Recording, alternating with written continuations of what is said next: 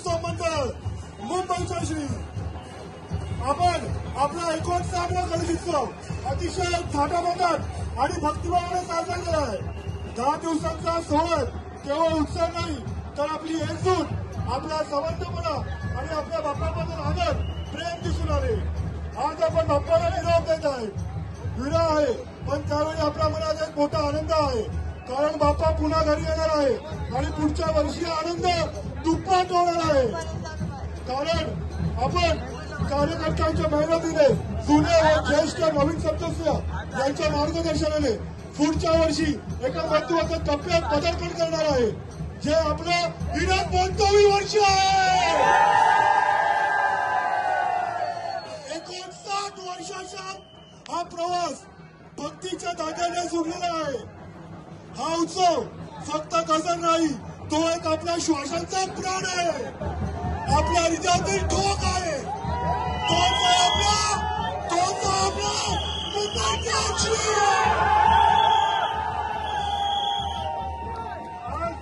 आज जरी आपल्या डोळ्यात आशू वाटतो, पण मनात सत्याचा दीप उजळतो, कारण उद्या घेऊन येतो एक नवा इतिहास. 7 दशकांचा हिरक महोत्सवाचा सुवर्ण सुवास.